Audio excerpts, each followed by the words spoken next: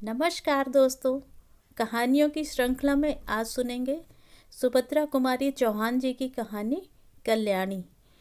लेकिन इससे पहले मेरा आपसे विनम्र अनुरोध है कि अगर आपको मेरी कहानियाँ अच्छी लगती हैं तो मेरे चैनल को सब्सक्राइब ज़रूर करें, लाइक करें, शेयर करें और बेल आइकन दबाना बिल्कुल भी ना भूलें।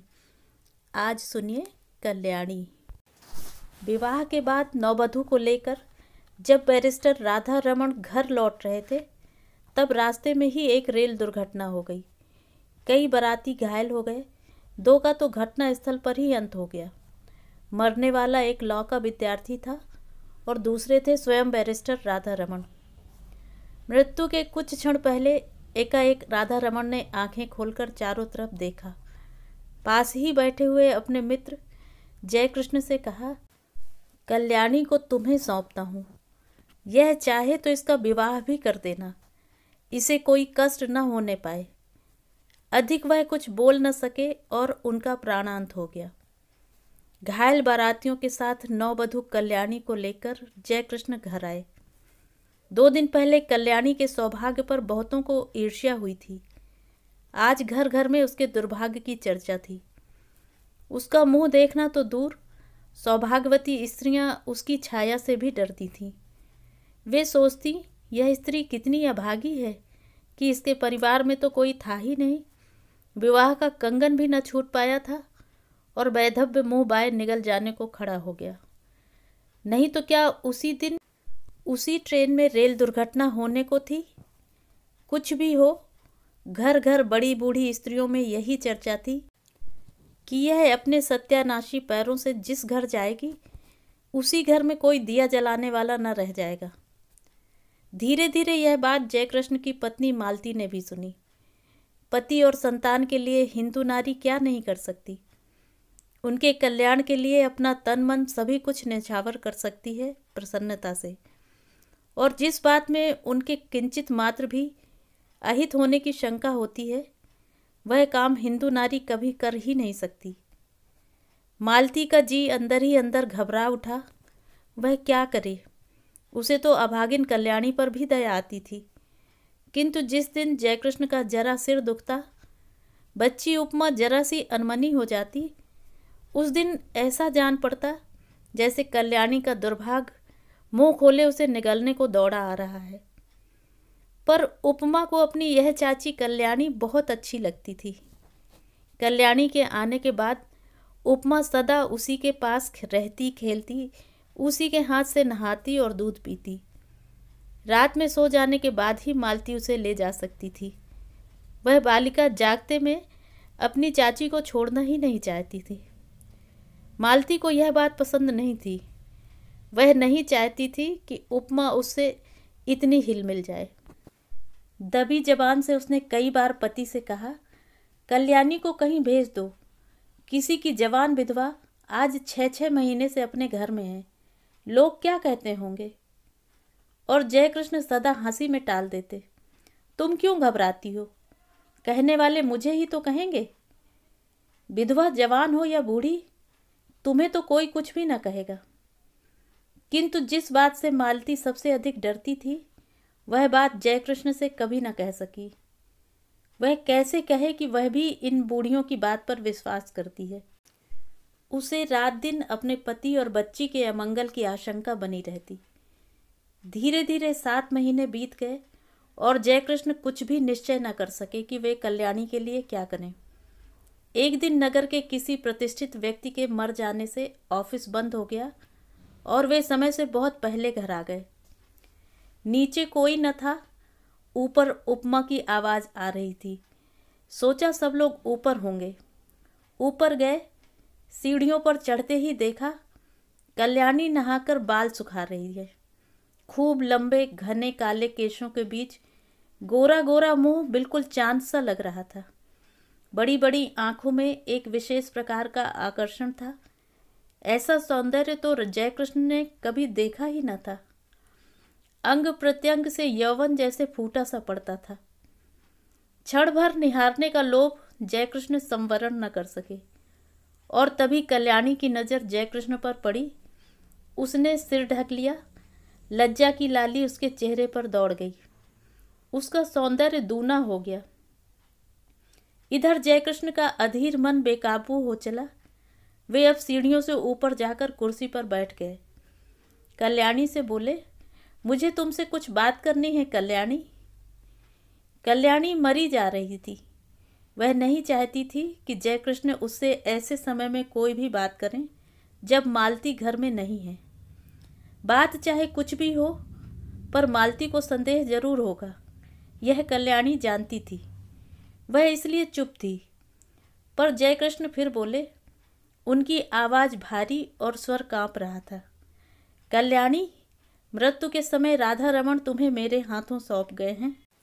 मेरा कर्तव्य तुम्हें सुखी बनाना है, किंतु सुख का मार्ग तुम्हें ही निश्चित करना पड़ेगा। कल्याणी ने आंख उठाकर जयकृष्ण की तरफ देखा, किंतु देख न सकी। उनकी आंखों में उसने कुछ देखा। उसे अच्छी तरह न जान सकी कि क्या था, किंतु उस दृष्टि में कुछ था जिससे कल्याणी सिहर उठी। एक प्रकार की बिजली से उसके सारे शरीर में दौड़ गई। यह उसका पहला अनुभव था।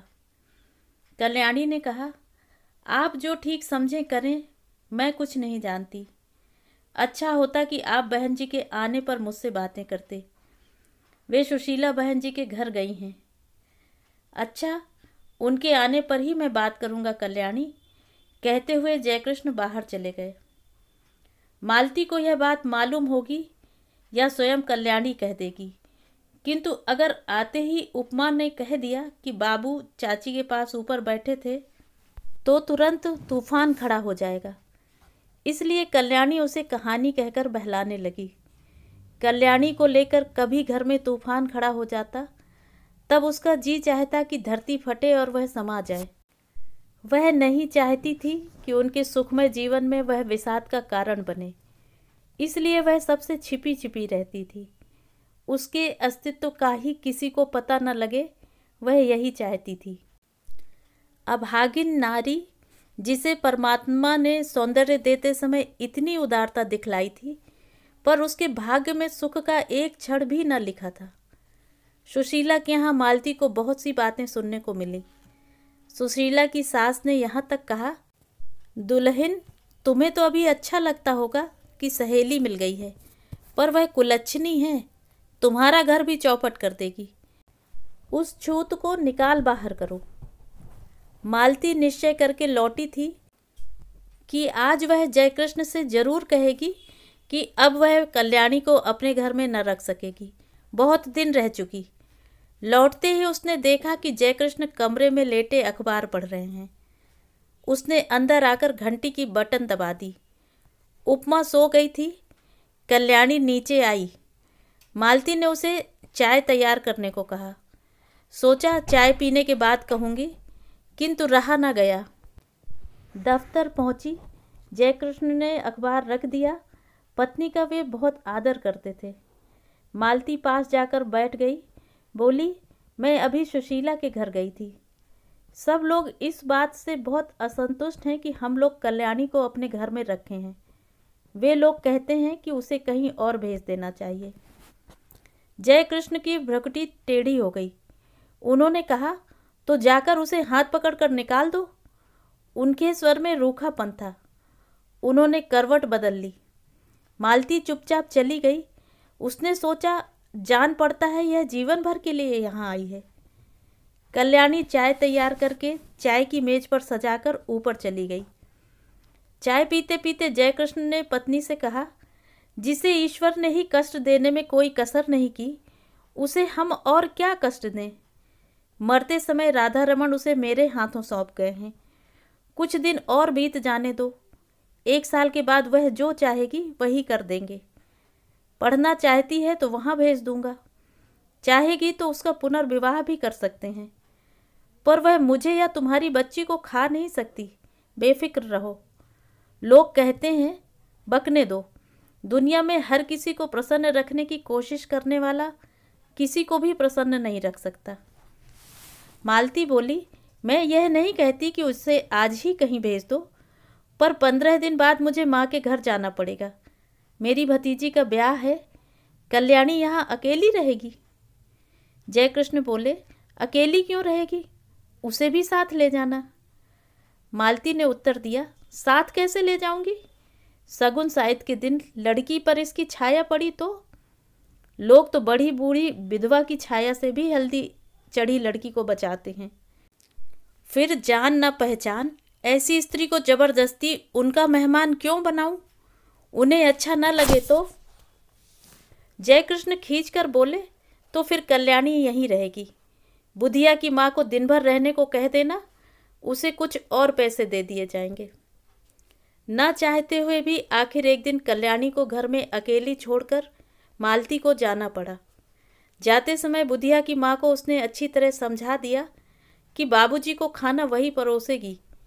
कल्याणी से भी कह दिया था, वह बाबूजी से जैसा पर्दा करती है वैसे ही करती रहे और बुधिया की माँ रात दिन यहीं रहे। मालती चली गई। अब जयकृष्ण प्रायः देर से जाते और जल्दी लौट आते। कभी कभी वे दफ्तर जाते ही नहीं। यह बात ध्यान देकर कल्याणी ने देखी। बुधिया की माँ जो चौकीदारी पर नियुक्त थी, वह कुछ समझ न सकी। पहले ही दिन खाना परोसने गई थी। जयकृष्ण की एक डांट लगते ही लौटकर बोली, बहू तुम ही परोसो, मुझसे न बनेगा, बाबूजी खुनसात हैं। कल्याणी को खाना परोसकर खिलाना ही तो पड़ा। यही तो जयकृष्ण चाहते थे। खाना खाते खाते जयकृष्ण बोले, कल्याणी तुमने अपने भविष्य के विषय में क्या निश्चित किया है, कुछ कहोगी? कल्याणी संकोच के साथ बोली, मैं क्या निश्चय करने लायक हूँ, मुझे दुनिया का अनुभव ही क्या है।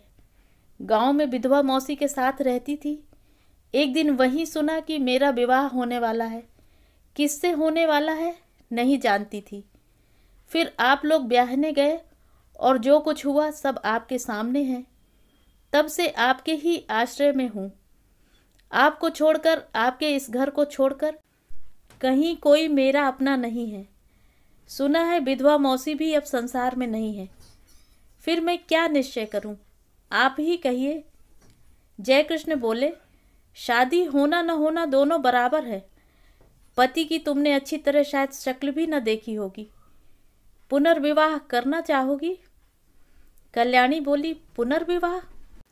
विवाह से सुख मिलने वाला होता तो मेरे पति उसी दिन रेल से कटकर न मर जाते, कहकर ठंडी सांस ली। जयकृष्ण ने कहा, तुम्हारा यह ख्याल गलत है कल्याणी। जो कुछ होना होता है होकर ही रहता है। इसमें न तुम्हारा दोष है न तुम्हारे भाग्य का। मेरा तो विश्वास है कि जिस ईश्वर ने तुम्हें इतना रूप दिया है वह सुख भी देगा। हाँ, मार्ग तुम्हें स्वयं निश्चित करना है। तुम चाहो तो मैं तुम्हें पढ़ने के लिए किसी पाठशाला भेज सकता हूँ। कल्याणी को हंसी आ गई। बोली, अब मैं बूढ़ी होने जा रही हूँ, छोटी छोटी लड़कियों के साथ बैठकर कैसे पढ़ूंगी? और पढ़ना आएगा भी मुझे? मैं तो निरी मूर्ख हूँ। यह हंसी न थी, बिजली कौंध गई थी। जयकृष्ण ने कल्याणी को आज तक कभी हंसते न देखा था। वे सिर से पैर तक सिहर उठे। बहुत संभल कर बोले, कोशिश करने में सब कुछ आता है कल्याणी। फिर भी तुम खूब सोच विचार कर मुझसे शाम को अपना निश्चय कहना। शाम को भोजन के बाद रात को बहुत देर तक कल्याणी और जयकृष्ण बातें करते रहे। पहरे पर नियुक्त बुढ़िया पड़ी हुई खर्राटे भर रही थी। कल्याणी ने कहा, पति को मैं प्रेम न कर सकी क्योंकि संयोग और वियोग में केवल 2 ही दिन का अंतर तो था। हाँ, दया भाव से ही प्रेरित होकर उन्होंने मेरा पानी ग्रहण किया था, इसलिए उन पर मेरी अपार श्रद्धा पहले से ही थी। वह अब भी है, किंतु प्रेम से तो मेरा प्रथम परिचय उसी दिन हुआ जिस दिन आप सीढ़ियों पर चुपचाप खड़े थे। आप विश्वास मानिए कि आपको मैं जितने श्रद्धा भाव से देखती हूँ उतना ही आपसे प्रेम भी करने लगी हूँ। फिर भी आपके साथ मेरा पुनर्विवाह असंभव है। क्यों कल्याणी, तुम्हें आपत्ति क्या है? भर्राई हुई आवाज में जयकृष्ण ने पूछा और कल्याणी के हाथ अपने हाथ में ले लिए। कल्याणी ने तुरंत अपना हाथ छुड़ा लिया और संदिग्ध दृष्टि से जयकृष्ण की ओर देखा। जय कृष्ण को अपनी भूल मालूम हो गई। दोनों कानों में हाथ लगाकर बोले, भूल स्वीकार करता हूँ, अब कभी न होगी। फिर कुछ रुक कर कहा, कल्याणी तुम मुझसे कभी न डरना, तुम्हारी इच्छा के विरुद्ध मैं तुम्हें कभी न छूऊंगा। पर यह बताओ कि जब पुनर्विवाह करने में तुम्हें कोई आपत्ति नहीं है और तुम मुझे भी प्रेम भी करती हो, तब तुम्हारा पुनर्विवाह मेरे साथ क्यों असंभव है? असंभव इसलिए है कि आप विवाहित हैं, कल्याणी ने निश्चय के स्वर में कहा। जयकृष्ण ने कहा, पर हिंदू शास्त्र के अनुसार एक पुरुष कई विवाह कर सकता है। फिर तुम वह सौभाग्य मुझे ही क्यों दान नहीं करती जो किसी दूसरे को मिलने वाला है? छी छी, कल्याणी बोली, आप क्या समझते हैं कि मैं किसी और से विवाह करूंगी? यह कभी न होगा। मैंने एक बार जिससे प्रेम किया उसी से प्रेम करती हुई मिट जाऊंगी। हिंदू नारी प्रेम करना जानती है, वह प्रेम का प्रतिदान नहीं चाहती। मैंने प्रेम किया, करती रहूंगी। यह बात दूसरी है कि प्रेम की प्रतिमा तक मेरी पहुंच न हो सके, और यह तो अपना अपना भाग्य है। कहती हुई एक दीर्घ निश्वास के साथ कल्याणी ने जयकृष्ण की ओर देखा। जयकृष्ण ने कहा, कल्याणी तुम अपना ही अपना देखोगी या मेरा भी कुछ ख्याल करोगी? मैं पागल हो जाऊंगा। तुम्हारे बिना अब तो मुझसे एक पल भी नहीं काटा जाता। किंतु फिर भी तुम निश्चिंत रहना, मैं तुम्हें कभी हाथ न लगाऊंगा जब तक तुम्हारी आज्ञा न होगी। आधी रात को भी तुम मेरे पास उतनी ही सुरक्षित रह सकती हो जैसे सगे भाई के पास, क्योंकि मैं अधम नहीं हूँ, तुमसे प्रेम करता हूँ, तुम्हें पाने का इच्छुक हूँ, पर सत्य मार्ग से, कुमार्ग से नहीं। कल्याणी बोली, ना मैं अपना कुछ देखती हूँ ना आपका। सच यह है कि मैं मालती जीजी के सौभाग्य पर कुठाराघात न कर सकूंगी। उन्होंने मुझे कुसमय में आश्रय दिया है। कुसमय में जो कुछ बन सकेगा भला करूंगी। उनकी बुराई मुझसे न हो सकेगी। उनके भले के लिए मुझे अपना बलिदान भी करना पड़े तो सहर्ष कर दूंगी, मगर उनकी जिंदगी में मैं कांटा बनकर न रहूंगी। पर मेरा जीवन कंटकमय बना दोगी। कहते हुए जयकृष्ण ने ठंडी सांस ली और सतृष्ण नेत्रों से कल्याणी की ओर देखा। कल्याणी ने कहा, यह सब मानसिक विकार है, कुछ दिनों में अपने आप दूर हो जाएगा। आप समझते हैं मुझे कम कष्ट हो रहा है। मैं नारी होकर भी सब कुछ सहने को तैयार हूँ। आप तो पुरुष हैं, कठिनाइयों से लड़ने के लिए ही आपका जीवन है। मैंने मालती जीजी को पत्र लिख दिया है, वे आती ही होंगी। उनके आते ही मैं आपसे विदा ले लूँगी। विदा से पहले एक भिक्षा मांगती हूँ, केवल आपके चरणों की धूली, और मैं कुछ नहीं चाहती। आप मेरे देवता हैं। जयकृष्ण के पैरों के नीचे से जैसे धरती खिसक गई हो। घबरा कर बोले, तुमने मालती को पत्र कब लिखा और क्या लिखा? लिखने से पहले मुझसे पूछा क्यों नहीं? कल्याणी बोली, मैंने और कुछ नहीं लिखा। यही लिखा है कि उपमा के बिना बहुत बुरा लगता है, तुम जल्द से जल्द चली आओ। और लिखती भी क्या, किंतु आपके साथ मेरा अकेला रहना उचित नहीं। हम दोनों एक दूसरे से प्रेम करते हैं, न जाने किस दिन क्या हो जाए, और मैं नहीं चाहती कि हमारे बीच में कोई भी ऐसी बात हो जिसे कलंक का स्वरूप दिया जा सके। जो कुछ तुमने किया ठीक ही किया कल्याणी। सो जाओ, रात बहुत हो चुकी है। और उठते हुए कल्याणी ने झुककर जयकृष्ण के पैरों को माथे से लगा लिया। जयकृष्ण बहुत उद्विग्न थे। कल्याणी ने ऊपर जाकर दरवाजे बंद कर लिए। जयकृष्ण खाट पर पड़े करवटें बदलते रहे, उन्हें नींद न आई। दूसरे ही दिन मालती दोपहर की ट्रेन से आ पहुंची। दफ्तर से लौटते ही जयकृष्ण ने देखा उपमा खेल रही है। रात भर सो न सकने के कारण उनका चेहरा उतरा हुआ था। मालती ने देखते ही पूछा, क्या तबीयत खराब थी? कैसे हो गए हो? जयकृष्ण ने कहा, कुछ नहीं, सिर में बहुत दर्द है। अज्ञात आशंका से मालती सिहर उठी। कल्याणी तो अभी है ना इस घर में? उसने पूछा, तुम तो अपनी बात के आगे किसी की भी नहीं सुनते। कितनी बार कहा उसे कहीं भेज दो, पर जब तुम मानो तब ना। इस तरह तुम्हारे सिर में दर्द वर्द होता है तो मैं घबरा जाती हूँ। सभी लोग कहते हैं वह अभागिनी है। जय कृष्ण को दूसरा ही भय था। वह यही सोच रहे थे कि कौन जाने कल्याणी है भी कि नहीं। उसने कहा था कि मालती के आते ही वह विदा ले लेगी। वह विदा का अवसर कहीं आ तो नहीं गया। जय कृष्ण का हृदय धड़क रहा था। उन्होंने कहा, मैंने कल्याणी को एक पुत्रीशाला में पढ़ने के लिए भेजने का निश्चय किया है। यह बात उसे भी मंजूर होगी? जरा उसे बुलाओ तो। मालती को इस बात से बड़ी शांति मिली। कल्याणी यहाँ से चली भर जाए, कहीं भी जाए, इसकी उसे चिंता न थी। उसने घंटी बजाई पर कोई ऊपर से न आया। तब उपमा को बुलाकर कहा, जा ऊपर से अपनी चाची को बुला ला। उपमा ने कहा, चाची ऊपर नहीं है। घबराकर मालती ने ऊपर नीचे सभी कमरे खोज डाले, कल्याणी का पता नहीं लगा। जयकृष्ण पागल की तरह दौड़कर ऊपर गए।